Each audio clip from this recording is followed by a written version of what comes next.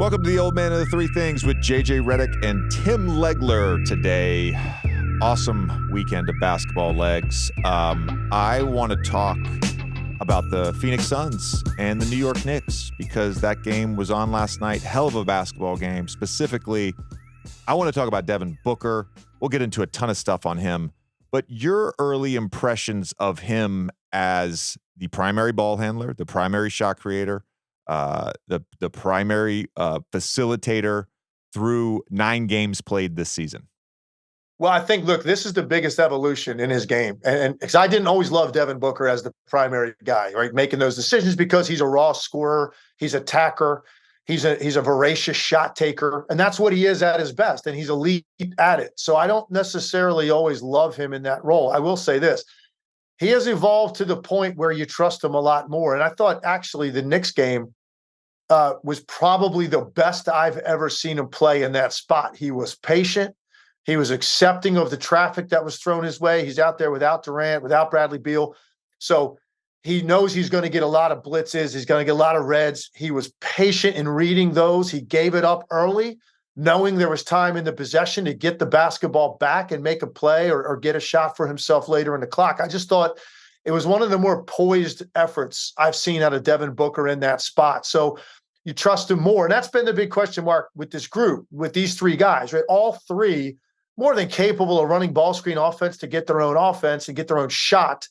All 3 capable of spotting up off the ball and catch and shoot if that's what the situation requires. But the question was, who's setting the table and organizing these guys? And that is where I think Devin Booker has shown the most growth. I'll repeat what Frank Vogel told us last week in a game in Utah, which was that Devin Booker has downloaded Chris Paul's brain over the past few seasons playing together. And in watching Book this season, and I think each year that he played with Chris and each year as he's matured in his career, he's gotten better at this. But with regards to Chris, when we had Chris on the podcast a couple seasons ago, I used the word manipulate and how he manipulates possessions. And I think this season, more so than any other year that I can remember with Book, is the way that he manipulates possessions, right? Getting the matchup he wants, getting guys to the right spots, getting the right screener every time. And the patience, because he's doing all those things, then I think it's just naturally easier to make the right read consistently. And he's doing that at a high level. Even that last play of the game yesterday, I want to kind of walk through that because they had been sending 2 at him for pretty much the entire game. And part of that, I think, the New York Knicks assistant coach at halftime talked about that. We want to send multiple bodies at him. And part of that, it was Kevin Durant's out, Bradley Beal's out, right? He's the primary scorer. We can sort of risk putting 2 on the ball more frequently. And obviously he ended up with double-digit assists. But on that last play, they set it up so that when Quickly came to double and he rotates out of that, then the guy guarding Jordan Goodwin at the top with the dribble handoff is Julius Randle in space 35 feet. And Booker talked about after the game, he's like, I feel like going right off the dribble. It's an unblockable shot. It may not look easy, but it feels easy to me. It feels like a shot I can make every time. And I love the way that he sort of threw the ball out. That extended dribble functions essentially like a pass to yourself, where you're now in rhythm like a catch and shoot 3. But I love the way that Frank Vogel and Devin Booker set that last play up. Yeah, and I think if you're going to look for some scrutiny on the part of the Knicks, like if you're RJ Barrett, you're guarding him, Quickly comes, and you're at 35 feet roughly at that point. And Booker gives it up early, which was smart. He didn't wait until Quickly was in his lap. It was basically Quickly was about halfway to him. He gives it up. And if you're RJ Barrett at that point, like, you guys have done what you needed to do. Get Devin Booker to get rid of the basketball, knowing there's anywhere close to him as far as a capable playmaker on the floor. Don't let him get it back. And RJ Barrett didn't jump like high side to make Booker run through his chest to try to go get the basketball. He basically stayed low and allowed Booker like a running start over toward that dribble handoff. And at that point, if you're Julius Randle, you're positioned pretty well as he comes off. You get a hand up, but as Booker said, for an elite shooter, going right full speed, that's the shot. Like go up off the ground. You can drift right and still shoot a ball that's accurate. You know, you're probably the same way, JJ, in that when you played, I know I was this way. If I was going to shoot a step back, I was going to go left, right, to shoot a step back off the dribble. But if I was going to shoot a fade, like a drifting shot late in the clock, whatever it may be, give me that full speed going right where I can catch it and then just continue to drift right. And I'm going to get that shot on target most of the time. And, you know, Devin Booker, obviously, you know, the level he's at, he said that did not feel like a difficult shot to him. I felt like the Knicks, you know, could have done a better job of trying to prevent him from getting the basketball back. Instead, you put it in the hands of the most dangerous guy at the court and he burned you. A couple of great nuggets from our intrepid stats guy at ESPN, Matthew Williams. Devin Booker this year on his pull-up jumpers has been blocked twice, both times going left, both times the defender got the block from behind in drop coverage. So again, in some ways, maybe that shot is unblockable going right. Second nugget, when Book brings it up, he is number one in the league in points per possession. The Suns score 1.37 points per possession when Book brings it up. That is first among any player to bring it up, 150 plus possessions. I discussed this last week. I wanted, for our YouTube audience, I want to have some accompanying video to this. But one of the things that I find really intriguing, and the Suns have been very good at executing their spacing with Durant and Booker on the ball, and it will get even more dangerous when they add Bradley Beal. So a lot of times when Book and Durant are in ISO, Book and Durant are the next guy. And that creates all sorts of issues. If you sort of sit in the lap, they're just going to make the easy play. Durant gets an open three. If you rush the double team and create a rotation, now all of a sudden you're driving closeouts. There was a great clip from the Utah game where literally Book had the ball. KD got it on a closeout because the help overhelped. He drove. He passed to Book. Book drove his closeout, threw it back to Kevin Durant. Kevin Durant wide open, knocks down a three. That part of the offense, because these guys are so good, not only at scoring, at passing, but just the way they use their brains. Now all of a sudden you add Bradley Beal into that mix, you're going to put the defense in a lot of compromising situations. And this is a team that has won 7 in a row, largely on the play of Kevin Durant and Devin Booker. I'm very high on Phoenix Suns long-term for this season, assuming they are healthy, because of the way they've figured out how to get these guys to play together, complement each other, make each other better. Completely agree. And look, here's what's going to happen a lot when those three guys finally get out there together and they get a little bit of time and rhythm together. When you initiate offense, let's say a guy comes up the left side, whether it's Booker, Durant, or Beal, either one of those three, or the left slot, and now you run some action right off the bat. Well, there's a gravitational pull, like defensively, that sort of floats toward that side of the floor. You have no choice because each of those three guys is deadly off a ball screen with a pull-up three, a pull-up mid-range, turning the corner, getting to the rim. So when that defense shifts in that direction, and now there is a kick out, the next guy that catches it is one of the other two at the top of the key now, probably, right? And now you've got the defense has already shifted. So now they're catching the basketball and you're in a compromised position with the closeout or whoever the next rotation guy is to that player. So you're already shorthanded in how you're going to deal with what that second guy is going to do with the basketball. And then, my goodness, if they ever get to a point where that guy puts it down, draws that last weak side defender to him, because you're going to have no choice to get into a driving lane. And now there's one more kick to the wing. And you're talking about a guy, whoever that is, Beal, Booker, or Durant, on the second pass, is one of the best catch and shoot players in the league.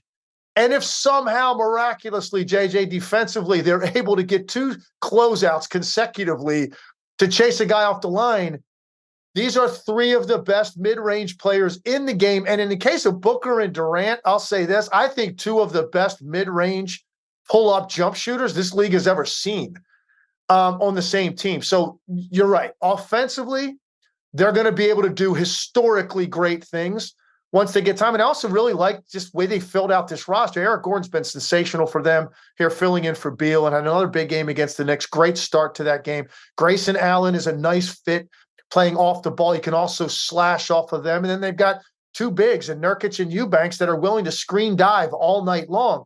Okogie is a corner three-point shooter. So they've balanced out the roster very well around these three elite offensive players that are two-way threats. I can't wait to see what this looks like once they get them all together. And they're already starting to win games shorthanded. I agree with all of that. The other character in last night's game that had a big night was Jalen Brunson, 35 points.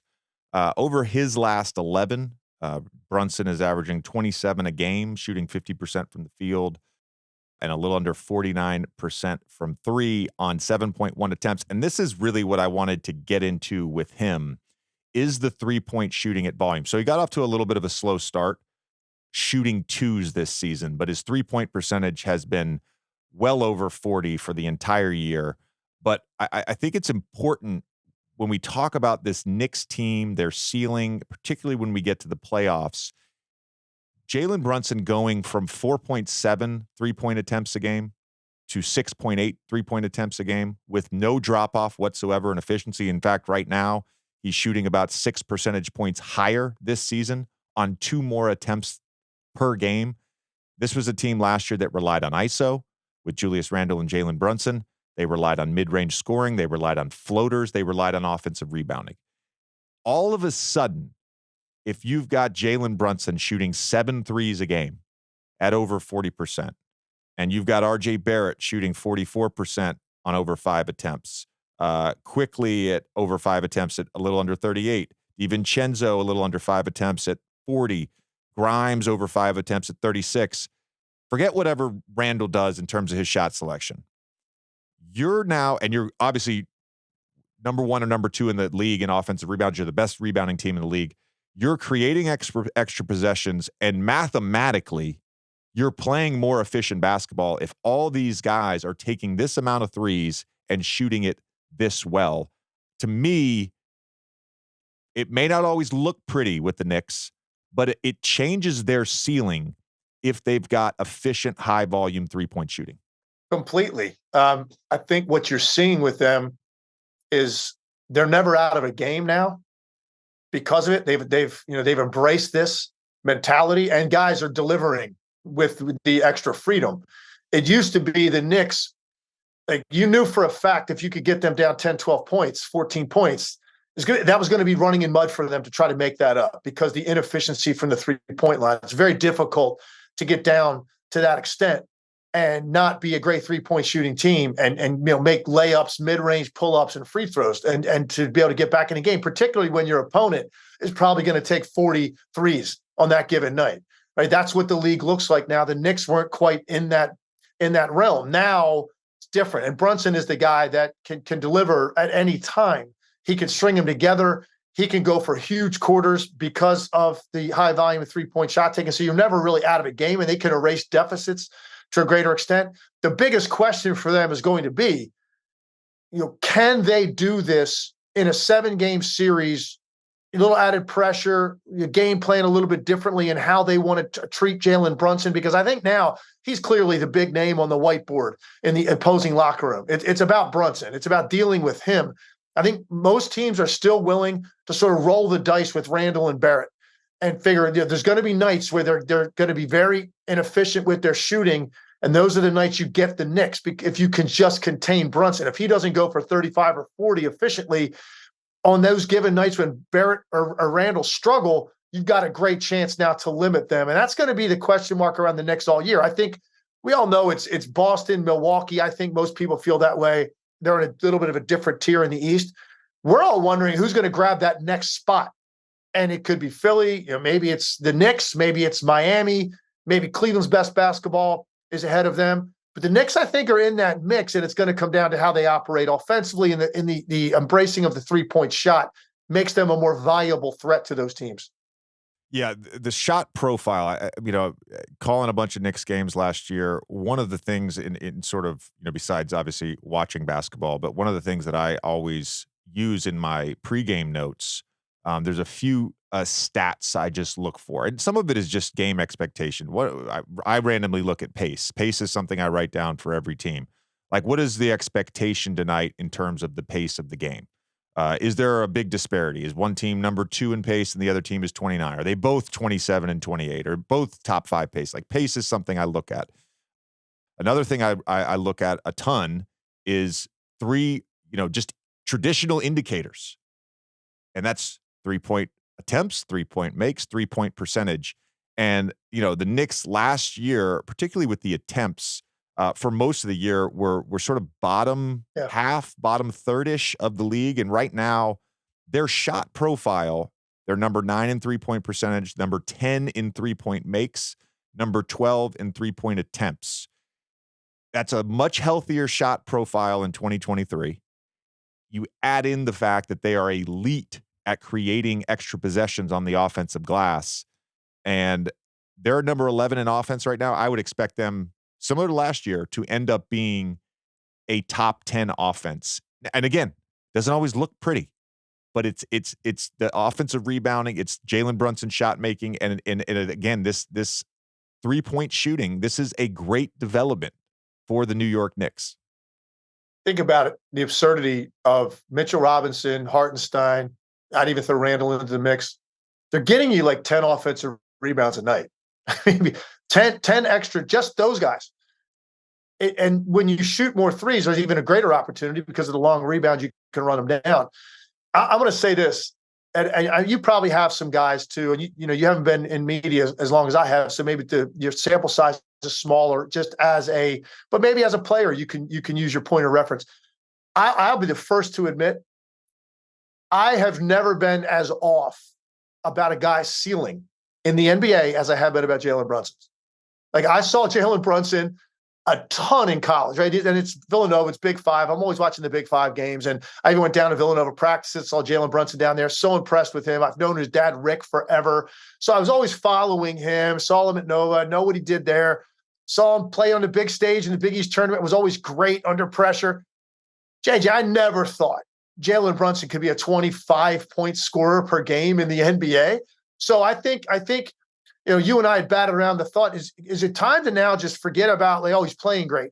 And let's put that to the side, just say, no, this is a great player. This is a guy that is an all-league caliber guard. They have found themselves a franchise lead guard. And look, he got a big deal to go there. He was like the big name in the free agent market when he went to the Knicks. So you go to a massive amount of pressure, media market with incredible scrutiny.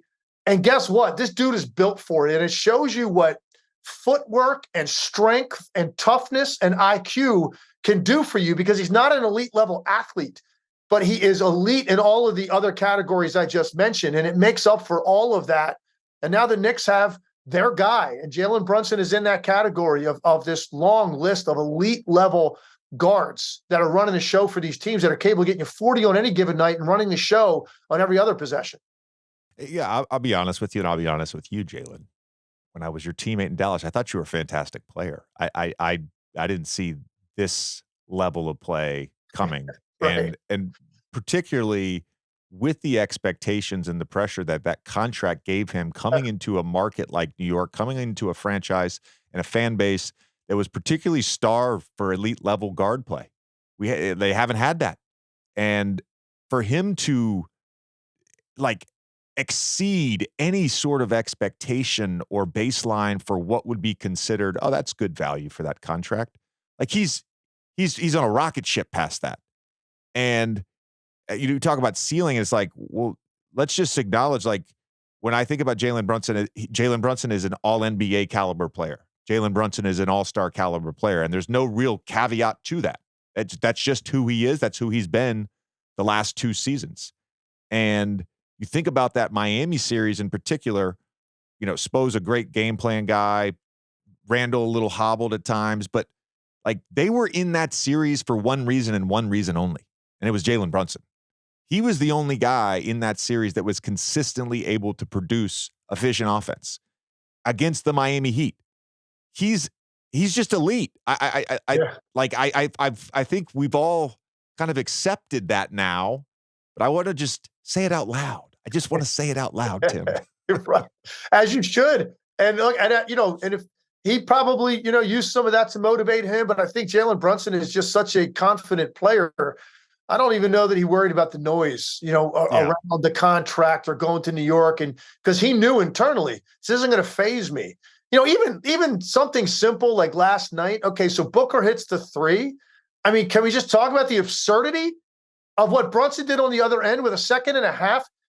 JJ, he catches the basketball. He's going to his left. He gets cut off, spins back at that distance to come out of a spin when you're a left-handed player, and now you're coming out, going to your right, and the defender's on the left side of your body at this point, and you let go a shot 28, 29 feet that rims out. I mean, he almost knocked down that three at the end. And again, it's awareness. It's just his IQ level, his skill level is off the charts, his leadership, like all of these things make up for, maybe he's not the quickest guy turning the corner in the world, although he's quicker probably than you think he is. He doesn't get off the ground very high when he finishes at the rim.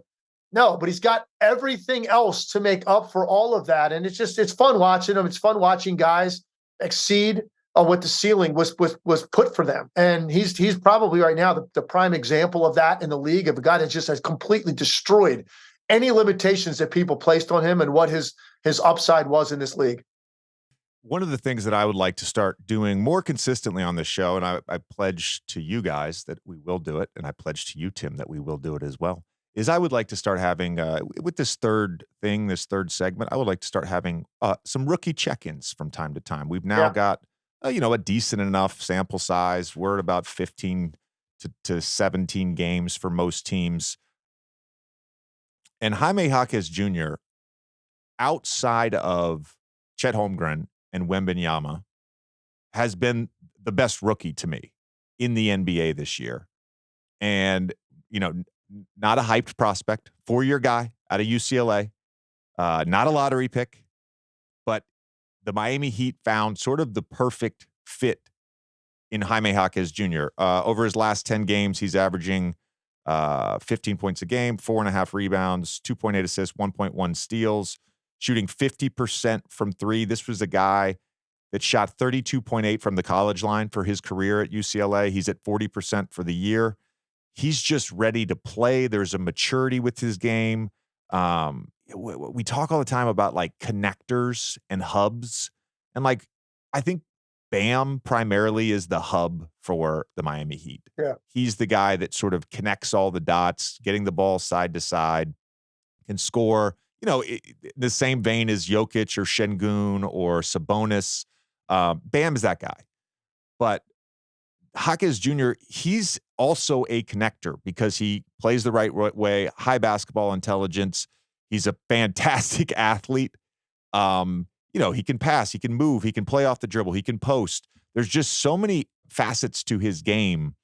And I've been blown away at that pick, at that spot for the Miami Heat, and finding someone who I think changes now how I view the Miami Heat in terms of their chance to win a championship this year, coming off a free agency where they lose Gabe Vincent, they lose Max Strus, two important contributors to that finals run last year. They've got a player in Jaquez Jr., and obviously there's some other stuff with their team I want to get into, but just your overall impression so far of Jaquez Jr. Man, incredibly impressed how polished he is. He's certain of himself. You talked about his passing. I think the thing that stands out to me, and this is very unusual for a young player in the NBA because everything's happening faster.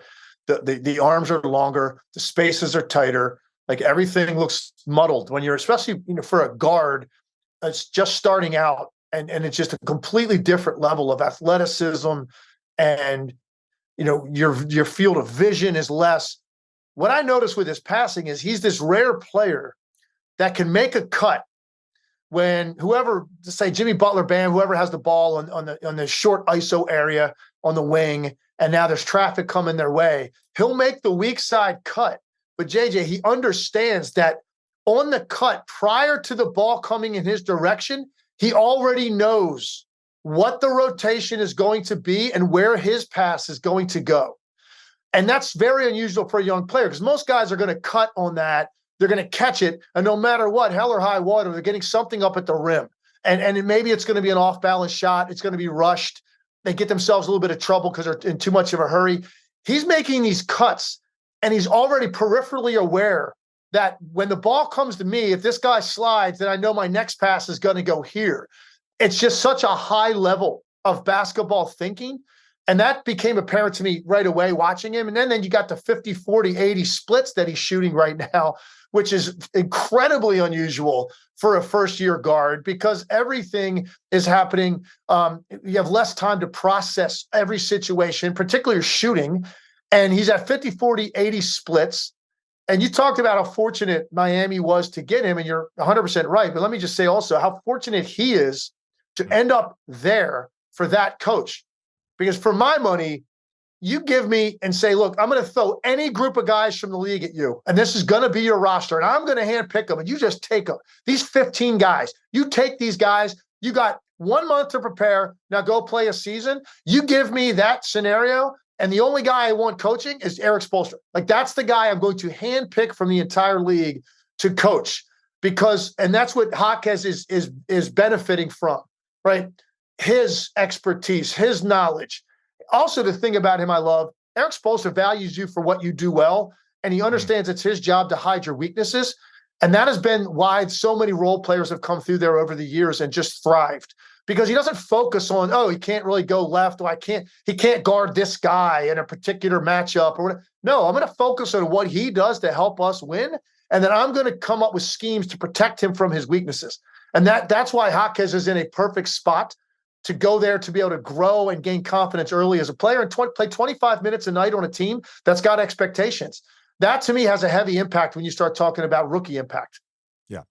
And going back to the Heat ceiling and just, again, I've praised the Heat culture for as long as I've been doing this podcast, actually.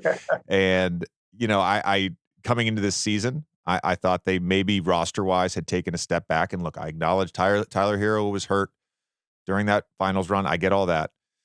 But all of a sudden, you've got Bam having a career year. Tyler Hero, before he got hurt, was having a career year. You've got Duncan Robinson playing even better than he did 3 seasons ago. Just not even a return to form. He's just a better basketball player. A huge credit to him. And going back to your earlier point, I think we were all very excited about the Western Conference this year. Very excited. And there's been a few teams that have surprised and a few teams that have disappointed in that conference. I still think the conference is very deep.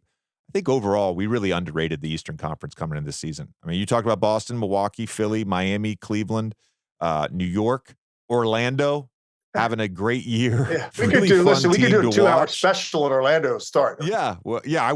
I thought about it for today, and I was like, you know what?